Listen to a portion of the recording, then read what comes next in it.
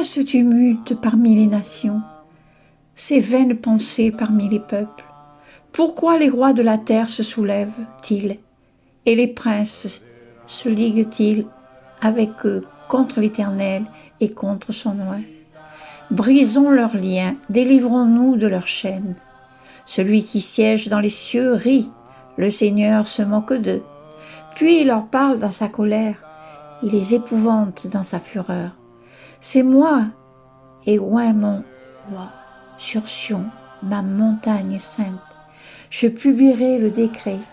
L'Éternel m'a dit, tu es mon fils, je t'ai engendré aujourd'hui. Psaume 2, Louis II. Un peu d'histoire. Jérusalem au temps de Jésus. Par testament, Hérode avait partagé son royaume entre 3 de ses fils, mais intrigues, mécontentement, des rébellions populaires provoquent une agitation qui amène les Romains à réorganiser la Judée en province romaine, sous la coupe de préfets procurateurs siégeant à Césarée, sur la côte. Au moment des grandes fêtes juives, où une foule énorme monte vers Jérusalem, le procurateur s'y rend en personne avec une garnison renforcée. C'est dans ce contexte qu'apparaissent Jésus et ses disciples. Il faut se les représenter évoluant dans les galeries et les chambres qui entourent le sanctuaire depuis Hérode. Sanhédrin et siège, sorte de cour suprême pour les décisions religieuses et juridiques. Maîtres éminents y réunissent en public à édifier ou s'y rencontrent. On y discute, comme dans des lieux de prière, du voisinage qui existait dès cette époque. Jésus n'est pas le seul juif à y prêcher et à stigmatiser les mauvais riches, les prêtres indignes, les hypocrites en tout genre. Selon les évangiles, Jésus, comme son prédécesseur de sa lignée, le roi David, utilise des paraboles d'une grande beauté qui lui attirent des auditeurs nombreux et de véritables disciples. Ne pas oublier qu'il est un descendant du roi David, dont ce dernier est instigateur des psaumes. D'où sa réputation d'agitateur dans la ville où la révolte contre les Romains couve à l'état chronique, voire gronde. Jésus célèbre la fête de Pessah, Pâques, avec ses disciples à Jérusalem. Il serait intéressant de constater que toute la famille de Jésus est de lignée royale et qu'elle possède pour l'époque de nombreuses flottes navales et de nombreuses entreprises et qu'il y a beaucoup de la famille cousins, cousines ainsi que Marie de Magdala qui possèdent des exploitations et de nombreux biens. Au temps du roi David, 1000 ans avant J.C., lignée de Jésus, de graves conflits déchirent la famille royale David, qu'a plusieurs femmes et qui entraînent des rivalités et des haines entre les demi-frères et les demi-sœurs. Scandales et même assassinats n'épargnent ni les officiers conseillers de David, ni ses propres enfants.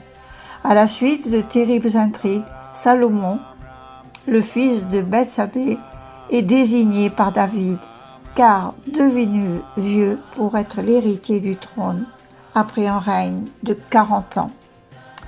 Un roi de 10. David rejoignit ses ancêtres décédés et il fut enterré dans la cité de David. Il avait régné 40 ans sur Israël, 7 ans à Hébron et 33 ans à Jérusalem.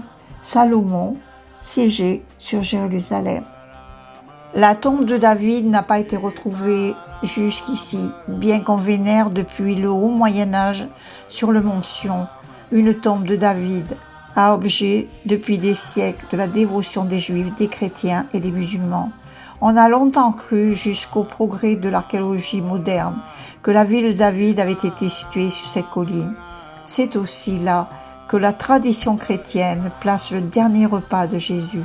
C'est pourquoi une chapelle puis une église ayant été élevée et détruite, puis rebâtie notamment par les croisés.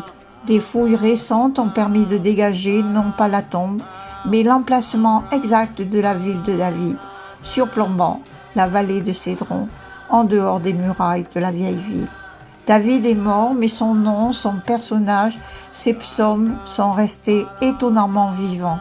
La liturgie est juive tout entière et aussi la liturgie chrétienne sont nourries dans des psaumes en grande partie composés par lui. Son désir d'obéir à Dieu, son repentir sincère après ses errements, sa volonté d'unir son peuple et de lui faire rendre un culte au Dieu unique, sans aucune représentation figurative, en lieu unique. C'est donc poétique de chant. Inspiré pour dire la gloire de Dieu, donne de lui une image bien différente de celle des autres souverains de l'Antiquité.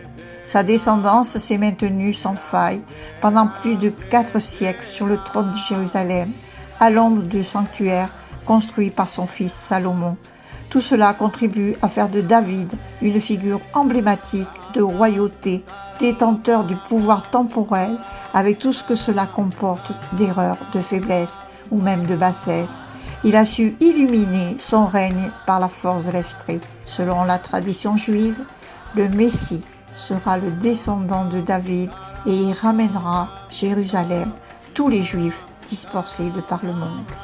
L'espoir d'un monde meilleur s'attache ainsi au roi David et sa racine pour les millénaires à venir dans Jérusalem qu'il a fondée.